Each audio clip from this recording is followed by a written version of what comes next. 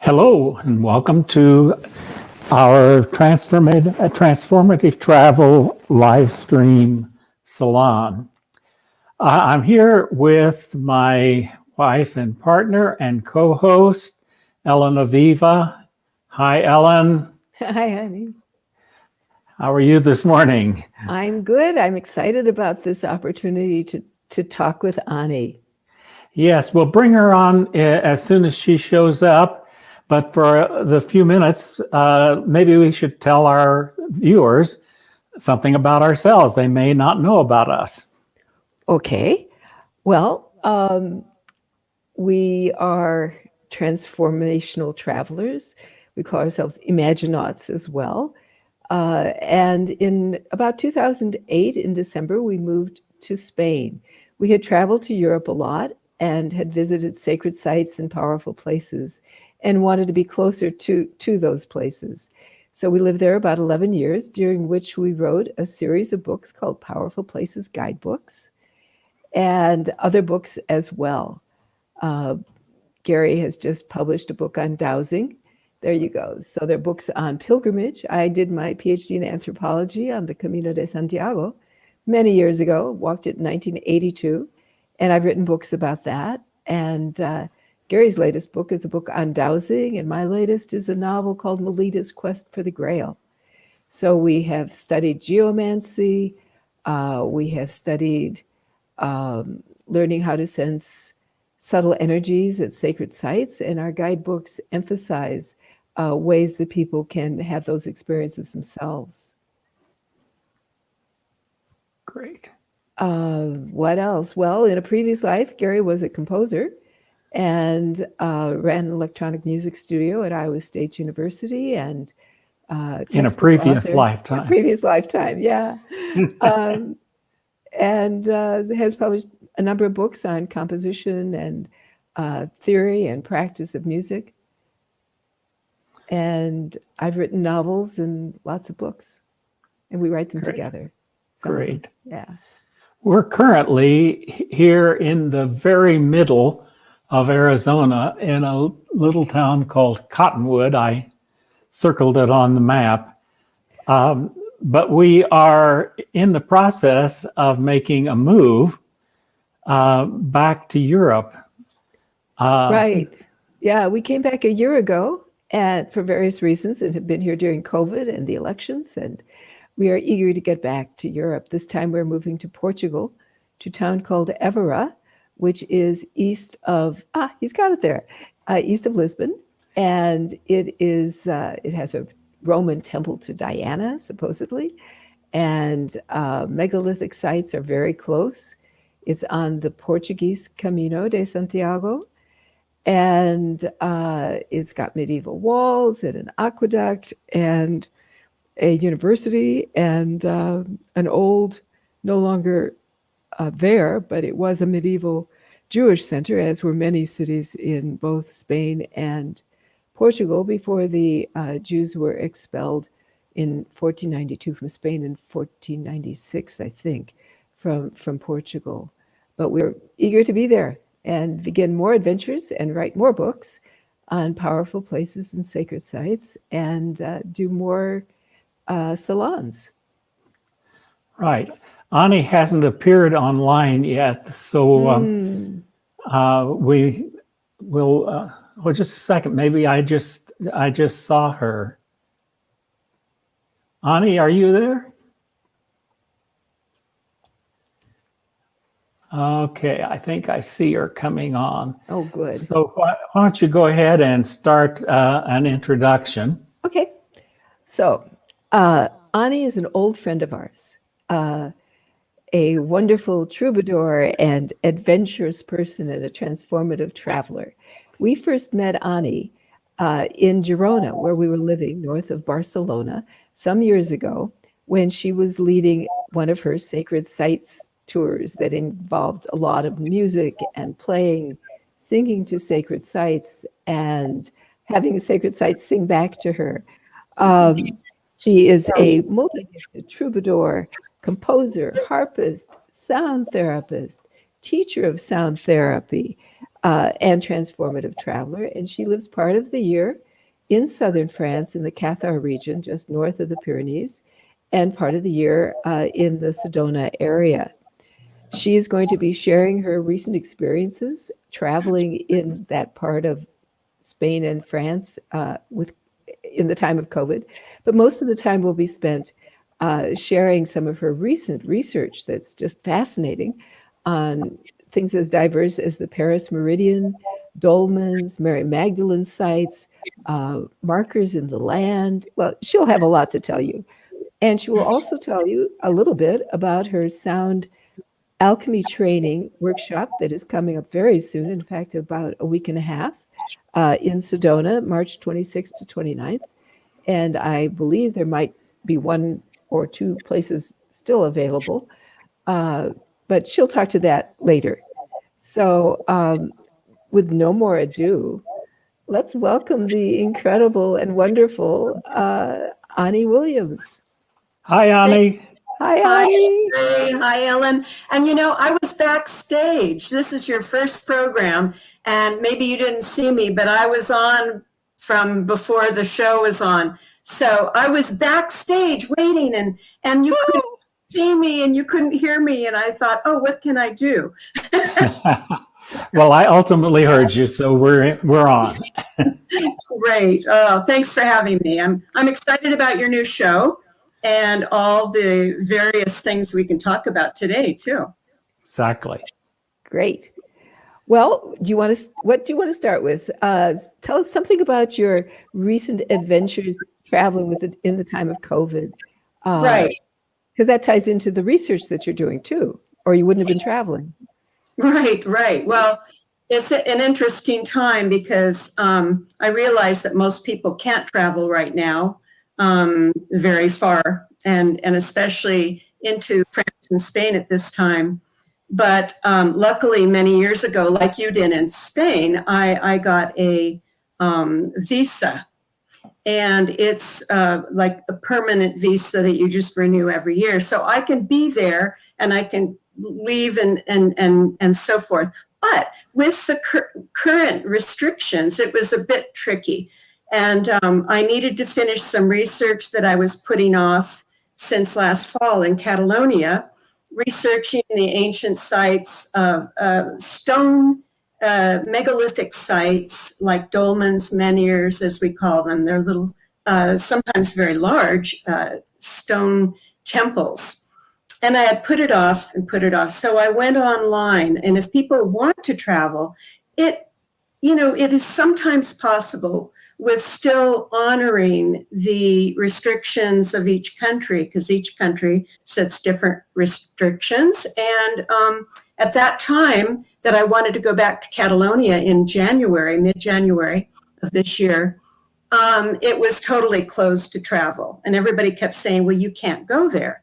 But I contacted the Catalan government and got a special professional entry certificate stamped by the government, and then many different attestaciones, testaments that you sign and prove that you're only going to these places, you're not circulating with a lot of people, et cetera, and a professional letter that I had a professional guide. So it worked, and it was an amazing journey.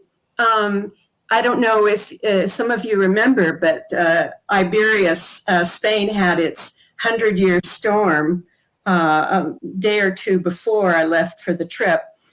So everything was covered with snow. There was ice everywhere. It was colder than ever. And there was a very strong tramontana. They call that the winds that they get off the mountains. Yes, we have experienced the tramontana. That will blow you over. Absolutely. And it was like walking in a hurricane. So Yes. my guide was Juan Saez, who you both Yes. I have traveled with to ancient sites. And he's an excellent guide. He wrote a book called Lugares de Poder, or Powerful Places, Places of Power. And so he was my professional guide.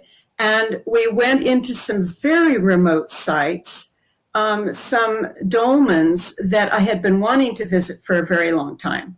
So I can give a little background about why I wanted to go to this place.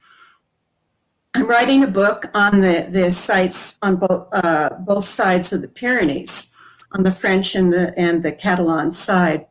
And I've been finding an alignment, a very strange and wonderful alignment of megalithic sites that form a cross in the landscape, due north, south, east, and west, an equal cross.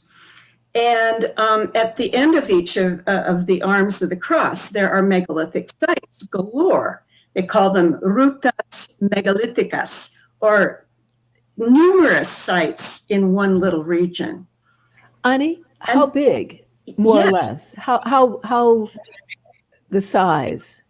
How big is the cross? It's about 44 miles each. North, south, east, west arm is about. So it's like an equal arm cross. It's like an equal arm cross. Okay. Yeah, and it's interesting. We're talking about that now because it occurred to me this morning. Here we are at the equinox point, where the sun and moon rise directly in the east, and things are aligned in this equal arm cross. So it's the time of equalness, equal night and day. So we had the goal of seeing the western arm of the cross and the sites that are there, which are very obscure. I had tried to go there once before. I had broken my leg in 2019. And as soon as I got out of the wheelchair and was on crutches, I took off in a stick shift car over the Pyrenees, through Andorra, alone, right? And so that gives you a sense of my determination. And I tried to find this particular place. It's south of Andorra, south of Seyou de Urgell. And do you have a map there, Gary? I do. I can bring it up. I'll bring up that one. Okay, so it's north of Lleida, west and north of Barcelona. Mm-hmm. So it happens to be on one of the major Pyrenees crossing routes for pilgrims that were going to the Camino. It's along the Segre River, which my guide Juan Saez said is related to an ancient word meaning sacred. It was fascinating because as we came into the region where the obscure dolmens are, well, to back up, I had tried to find it alone on crutches in 2019 as soon as I could walk at all. And I drove all over and there were no signs for any of the dolmens. Most of them are off the beaten track, not marked, obscure, no one visits them almost. And there is one. This was a magnificent dolmen. It was one of about 8 dolmens in the area, small area surrounding the town of Organya. I like the name because it sounds organic. And this dolmen was very obscure and very difficult to find, hidden in a grove of trees off of a side trail, way off of the main road. And so we visited 4 dolmens, and this was one of the last ones we visited. This is another one? This is called Dolmen Clot de las Canyes. Oh, now here you have showing another region. So maybe let's go back to the dolmen. So this one was very hard to get to. The Tramontana winds were blowing like hurricane force, trying to blow us back. We had to lean forward in the wind. All the trails were full of snow and ice. It was really crazy. I really questioned my sanity walking. And Juan had been in the military and he had been stationed on mountaintops in the winter. And so he was used to this sort of thing. But I, as a grandmother, an older person, it was quite the pilgrimage. And Ellen, the nature of pilgrimage, sometimes those challenges arise to make it a true test of our will and endurance and the importance of sacred pilgrimage, to do it anyway, unless it's life-threatening, of course. So we finally located this sweet dolmen. It was one of the smaller ones. It was very feminine. And quite often the dolmens in this region near Organya were oriented to winter solstice sunrise. What we did when we approached the dolmens, and I know, Gary, you have your new book on dowsing. Wonderful book, The Dowsing Mind. I love that book. So anybody know about what I'm talking about with dowsing can read Gary's book, and I'm sure it's linked on your site.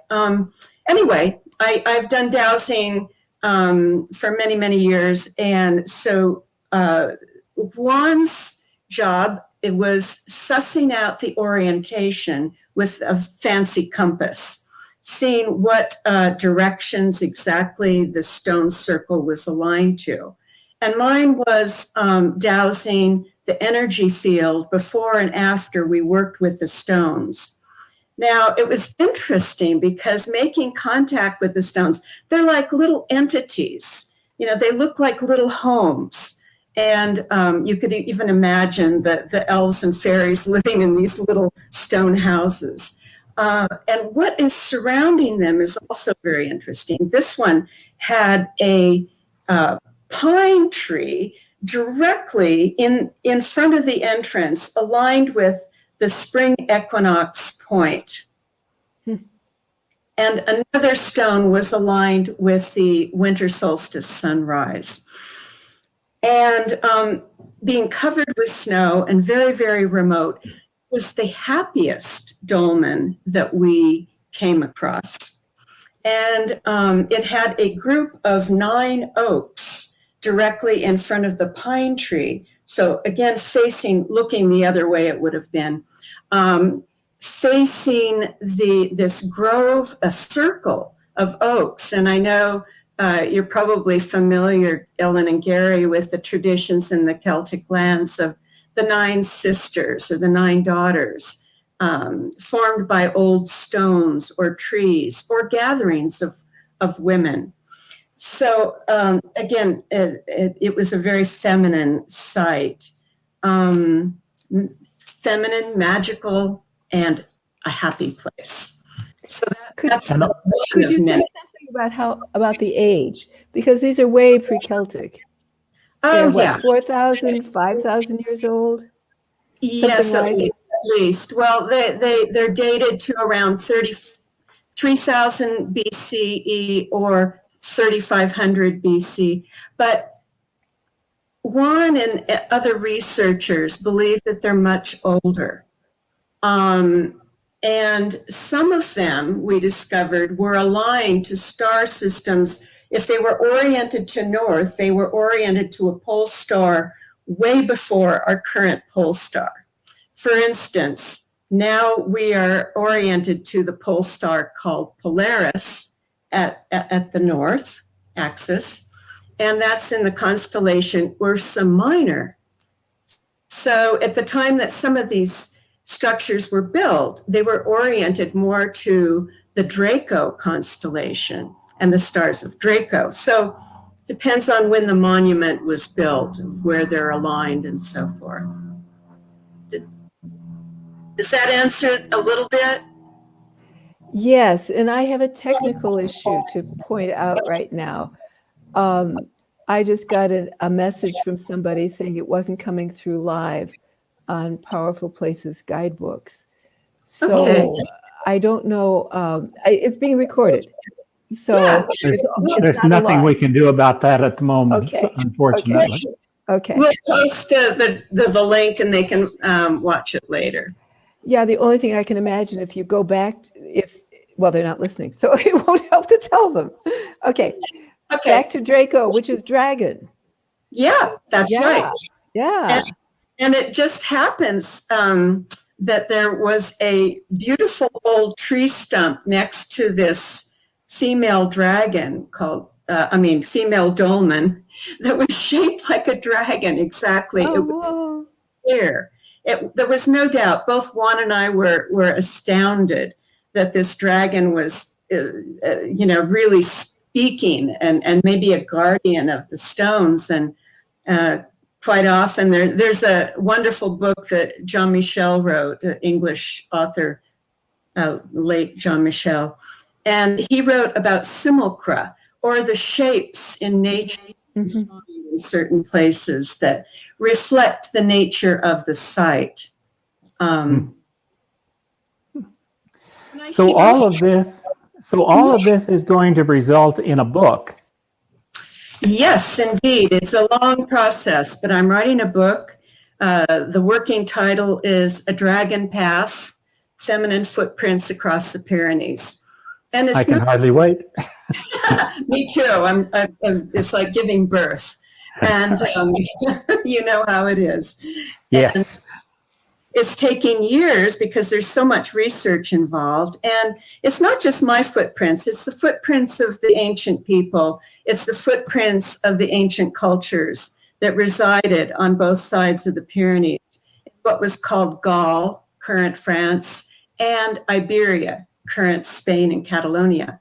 So I'm writing about sites going back to the Celto-Iberian period.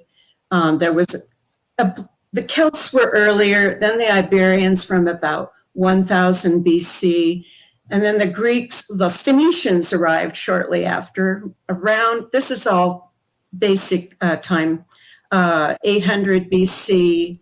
The Greeks then arrived, and then later the Romans about 200 BC.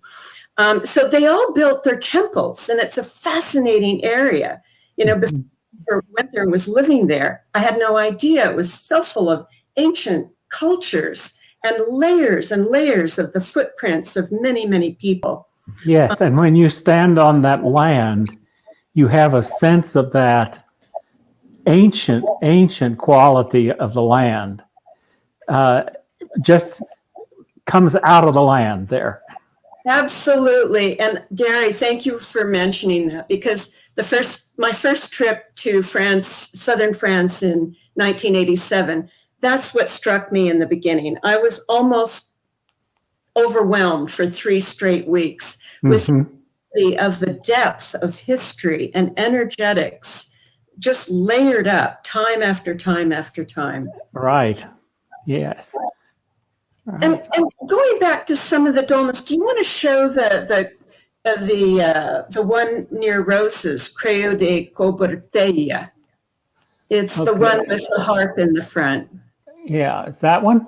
That's the one. So that's the largest dolmen in Catalonia, which is a gigantic region going from the Pyrenees all the way down across to the sea, the Mediterranean Sea, down to Barcelona, and then west. So it's a large area. So this is the largest dolmen. You can see it's a stone house with always a lintel, a roof. Sometimes over time they have fallen in. And this is a really interesting one. I had been to this one probably 8 times, 10 times maybe over the last few years, and working with it and getting to know it. And the more one visits an ancient site, I think the more it opens up to us, and we open and resonate to it. And there are ways to connect. One of the things that Juan sometimes does at an ancient site is he knocks, like knocking on the door of an old friend. Oh, yes. It's on the stone. And at one particular stone near Barcelona, at the Dolmen Temple, he knocked 3 times and the energy suddenly opened up and we were able to enter and do our dowsing. I should mention that in dowsing, the way I do it is with copper L rods. And I usually take a reading when I first arrive at the site to see what the baseline energies are there. And with a little stick or a stone or, draw in the dirt or something to mark it. And then we work with the site, getting to know it. And Juan mentioned, and this was really interesting, he said that when we know the orientation of a site, which direction it's facing, if it's, facing the equinox or the winter solstice sunrise or sunset, they're all different orientations. And these orientations or directions of the construction of the site indicates its purpose that the temple builders put into the site, and they would have used it for their winter solstice sunrise rituals or sunset or spring equinox and so forth. So Juan made it clear that knowing the orientation provides the key to the purpose of the site. One of the sites, after we had worked with it and he found all the orientations, I had done my dowsing, he said it was a time machine. And this is one of the little dolmens in near Organya in the West. He said it was a time machine? Yeah, he said it was a time machine. I love that. So the tidbits are going in the book because these little phrases can help to describe the nature of ancient sites. This one's a time machine. This one's a feminine meeting site with the grove of. This one is a place of renewal, and the other one might be aligned with the stars in a certain constellation. Gives it a particular quality in its timing of construction, but also the quality of how it can be used. I'm thinking of Newgrange in Ireland, which is massive. Absolutely. And is oriented for the sunrise, the winter solstice sunrise, with a box, a window box at the top. I mean, incredible engineering, so that the rays of the rising sun will pierce the chamber and reach the end. Now it's changed because of, I don't know, 5,000 years later, but, and light up. And so you have this experience of the coming again of the light, the rebirth, it's magical how these are so carefully constructed. They're not just random. They're not purposeless. They're not. And another issue maybe you can talk to is about burial chambers, because in our work we've understood that there might be bones buried there occasionally, or in some of them more than others, but that's like saying Westminster Abbey is intended as a burial site. I mean, there's so much more than that. Yes, absolutely. I would like to address the first thing you mentioned, which I'm very thankful for. We are at that time of insemination of the light, the spring equinox alignment. And in many traditions, the receiving of the first light as the sun rises, whether it was winter solstice sunrise or equinox sunrise, many traditions, the indigenous Native American, the Celt, all over the world, we find these similar things where the light is inseminating and seeding new life. And sometimes they image it as the mother, the stones shaped like a vulva, and receiving the light, impregnating the earth for the new growth, for the new season. And actually, this dolmen that I mentioned, Clos de les Canyes, the feminine snow-covered dolmen, was actually of that purpose, receiving that first seed of light at spring equinox. Yes, absolutely. So if you can imagine the sun rising due east from that opening and impregnating the inner chamber of the stone chamber of the stone house dolmen, similar to Newgrange. Now, it's interesting, Ellen, that you mentioned burial chambers. Yeah, because usually if you go to a lot of literature or you search on the web, you'll Right. be told most of these places, oh, they were burial chambers. Right. And the orientation is sort of irrelevant, but certainly they were burial chambers. And if they don't find any human remains, they say it's because they've been destroyed by the acidity of the soil. And I mean, in all of our books, we argue against this as a primary reason for these wonderful creations. Right. Well, I think they were multi-purposed. And the place I was just starting to mention, West Kennet Long Barrow, they did bones. And it is the light that enters the inner chamber, similar to Newgrange there. And the inner chamber, which would represent, and the stones are laid out like the human form. So at the head, they found skulls buried at the head part and arm bones buried at the arm chambers. And it was shaped like a human body. And interestingly, the tumulus or the burial mounds, I found a tumulus at this feminine dolmen near the Circle of Nine Oaks. And it was very obscure, but it was definitely piled up stones looking very much like a burial mound. I'm aware that time is passing, and we could talk about these ancient sites forever, I think. But maybe we should get to your another of your many talents, and that is as a musician and composer. Yes. Yeah. And I've been meaning, I had this line that I had made up, but I'm going to use it.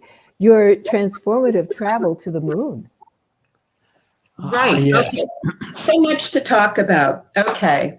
So I want to complete and bridge these two topics, because between the ancient sites and the music, I didn't mention the work, and this is a very important piece. The work with the ancient sites always encompasses some sort of music. I either play a small flute, or I sing a song for the site, or I bring my small harp. And the harp you saw in one of those images at the Cobertea, the covered cross site, the harp leaning against the stones. Thank you, Gary. That's a very important part of this work, and it will bridge into the music. I combine the work with the music at the sites. And in that particular dolmen, just recently in January, I had an extraordinary experience of communion between the site, the music, and the orientation.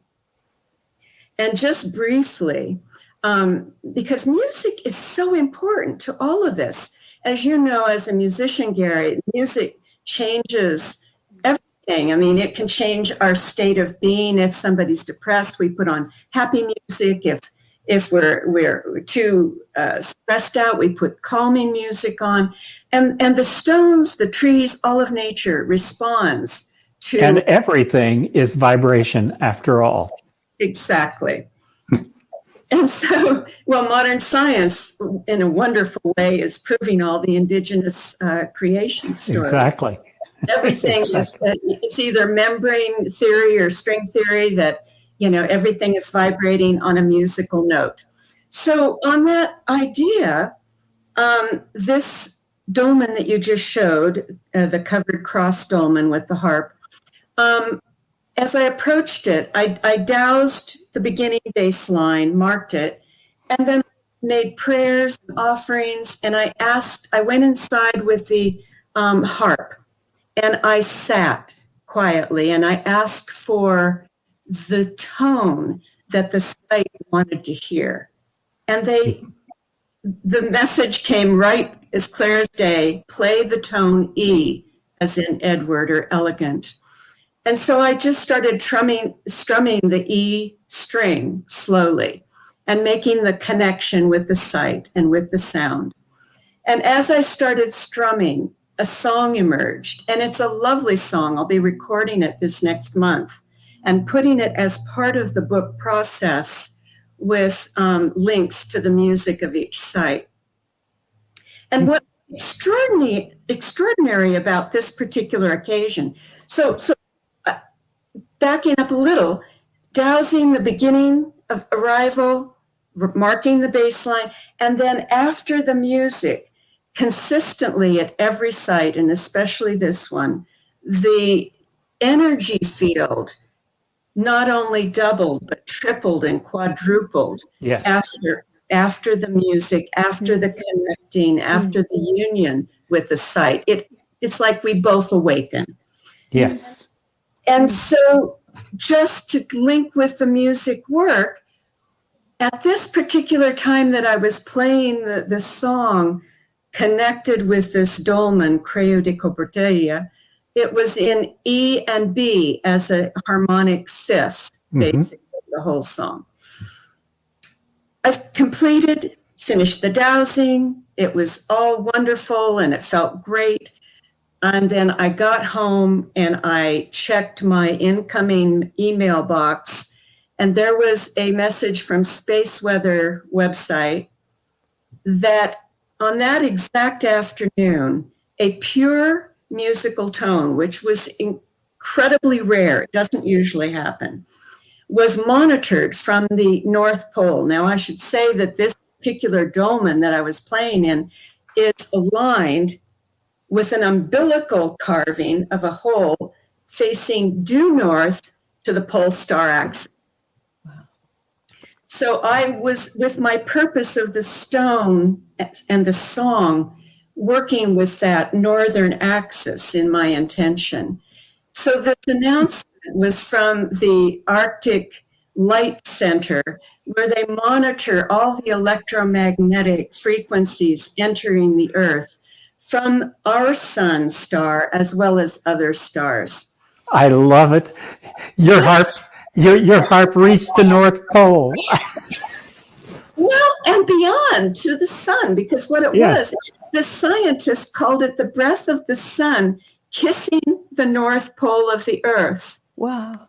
Rising and entering the Earth through that northern axis. So it was the harmonic tone of the bass tone I was playing. It was a harmonic answer from space. So this kind of work is what I'm focusing on now, and working with connecting with not just the earthly sites, but the stars, and through sound.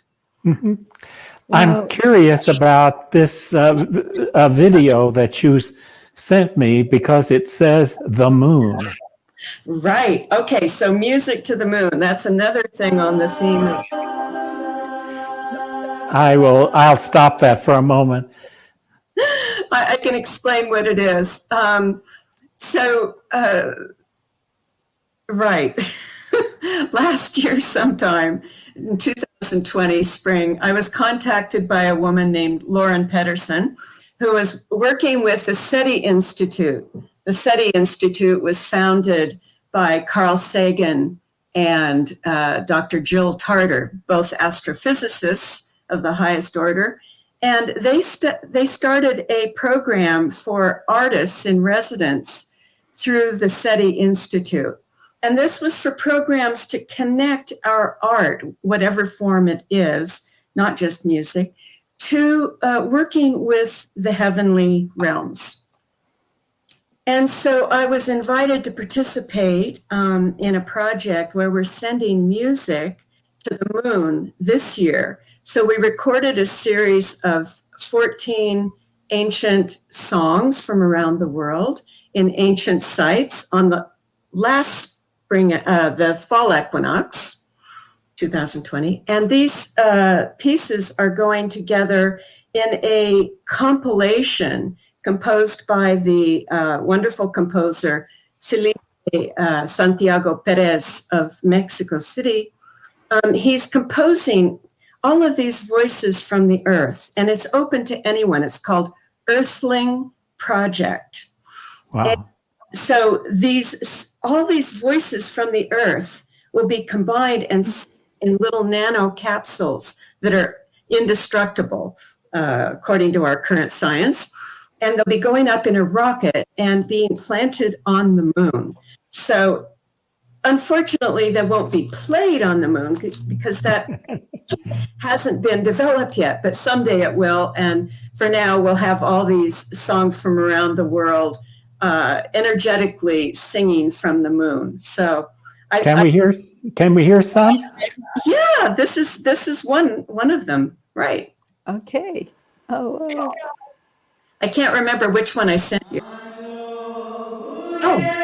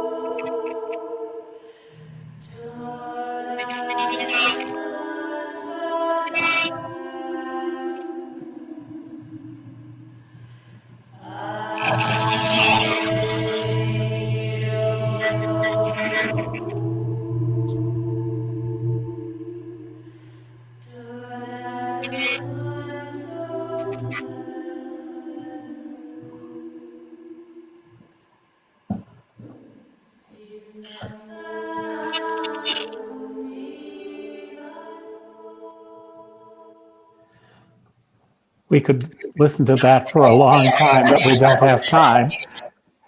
Ani, is there somewhere where we could get a copy of that recording? Yeah, I can give you the link, the YouTube link, to go directly to that for your site if you'd like. I also posted it yesterday on my Facebook timeline. If anyone searches Ani Williams on Facebook, and Great. for this particular, it's perfect timing actually for this video. And when I sent it to you, I only sent it because of the connection with the ancient cultures we were speaking about. But it turns out yesterday was the 777th anniversary of the fall of the stronghold of the Catholics at Montségur, southern France, in the foothills of the Pyrenees. And this marked the 777th anniversary of that time. So I'm going to post with this particular song because it's an example of the power of the ancient people who were true to what they believed, no matter what. You know, though they went through persecution, exile, like the Jews in Spain, all over the world. This has happened over and over. So the post was about staying true to one's beliefs, the virtues inherent in one's beliefs, and holding that strong. By the way, we have a comment from a friend of yours. Oh, yes, Rebecca. Hi, Rebecca. I'm glad you're on. Which means we need to make sure we leave some time for questions and answers. Yes, we must. So maybe 5 more minutes. Ani, do you want to talk about your sound therapy training or anything else that you want to talk about? I mean, there is a ton. things to talk We'll have to about. have you on again. Okay, so Put on a different hat. right. Many hats that we wear. So the sound alchemy bioacoustics training is something I developed since 1992 after studying voice diagnostics with Sherry Edwards and others. And it's the system of discovering the sound symphony that is within each human being, actually in all living things. But in each human, we have patterns in our voices that tell a story. They tell about the soul's journey, not only through this lifetime, but other lifetimes, perhaps. It tells the story of how our state of being is. The voice is a key, just like the stone temples are a key if you know the orientation. Well, the voice is a key to understanding the state of being of everyone. And what are the key notes that will liberate each one of us? And we find that through voice diagnostics. And so I teach this 4-day course, 3 days in the studio with the multimedia presentations, PowerPoint, a lot of chanting, toning, and the science behind it. And that, I think, is the really exciting part. We take a lot of the ancient traditions using sound from Greece, the Hermetic traditions, the Egyptian and the indigenous. They all say the same thing, that the sound is the key to liberation. So we discover all the different levels of how this can assist us. And I train practitioners so that people can help others to discover their own sounds. So any questions about that, or shall I just continue with things? And you still have an opening or two for this course, and it's socially distanced? Yes, yes, thank you. I do. I have 1 or 2 more spaces available, and I'm limiting the class to 20. Right now we're at 17. So I like working with smaller groups because we can do more hands-on practice with the little voice analyzers, the tuners, and finding out how to actually do this to find our tones. Again, it includes a lot of experiential, so it makes it more interesting. When I first studied this work, it was all numbers and facts, and I ended up with a headache at the end of a 3-day training, and I don't want to do that to people. So we have a lot of time integrating the material, the information, and practicing and chanting and toning and feeling what it feels like to do this. And I put up the website in case people want to look into this. That's the link to www.anniewilliams.com, where they can look into that whole aspect of your many talents. That other half. Yeah, because another part of that we had the opportunity to experience with you was the actual private sessions where you analyzed not only our birth signs, but in connection to it all, and the missing tones in our voices, and then provided us with material to work with to fill in those missing tones. So it's fascinating work. Just fascinating. Thank you. And I'm glad you mentioned that, because I had forgotten to mention part of it brings in the celestial patterns. There are, so how I work with this, I do a voice analysis and to get the patterns in the speaking voice. You don't have musical background or any singing ability at all. It's just analyzing the speaking voice. They're using voice diagnostics now for security systems, for hiring in big corporations, you have to speak into a little test mic, maybe on a website, and they analyze what your character is just from your voice pattern. Oh, Very interesting And usage. your voice is like a passcode to get into websites. Exactly. So we're using it for healing. We're using it in a different way. But when you mentioned, Ellen, the planetary tone pattern, that's an important part of it, which brings in that celestial connection with the earthly. I think it was Goethe, the wonderful author and poet, German poet, said that sacred architecture is frozen music. So in our own energy systems, we have frozen music. And we can find this through the voice, through the hearing patterns, the speaking patterns, and also looking at the pattern of the celestial map at the moment of birth. So the positions of all the planets, sun and moon, each one of those placements has a frequency. And lo and behold, when we do a voice analysis, that celestial pattern for that person at the moment of birth mirrors exactly 99% of the time their energetic symphony. wow. Yeah.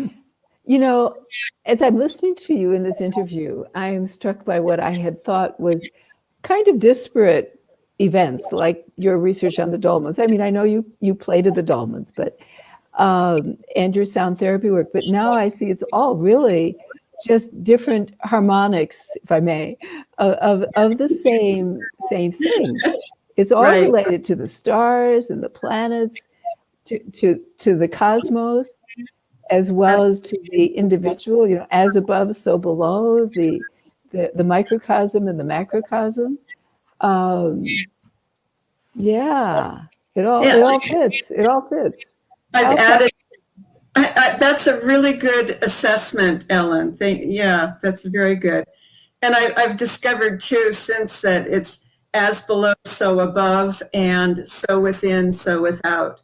You know, it's all a mirroring of our state of being and frequencies of our own symphony and how we inform others. We inform nature. We inform even the stars of our state of being.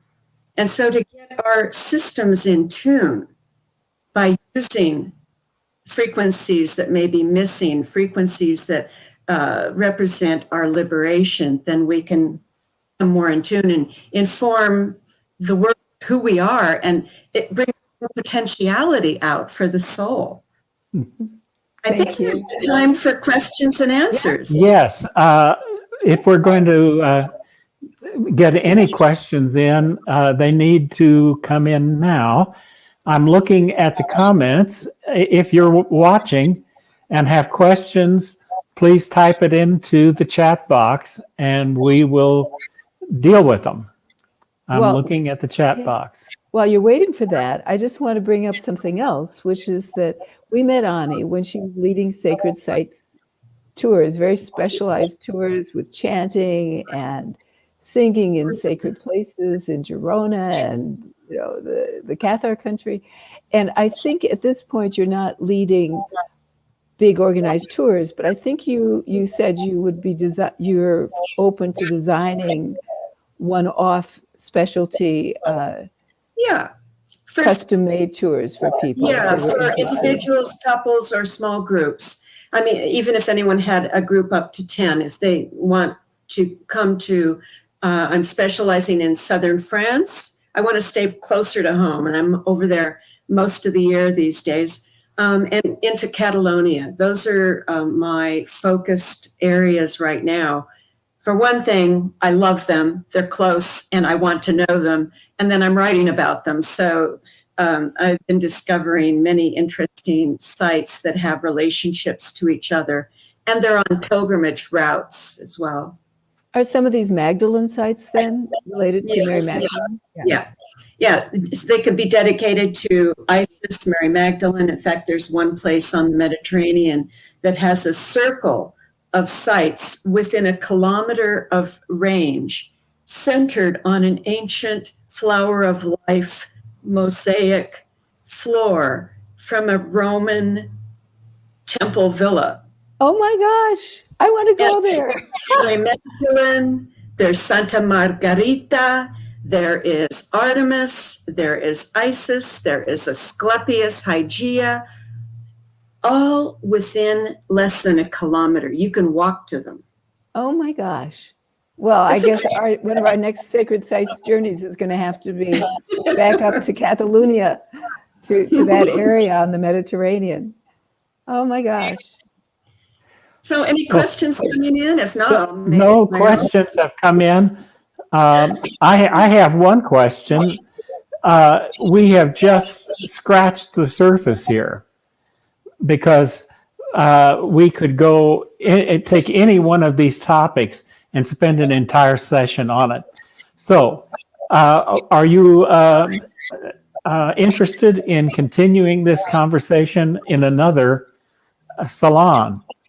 We might just take one aspect of your work and concentrate on that.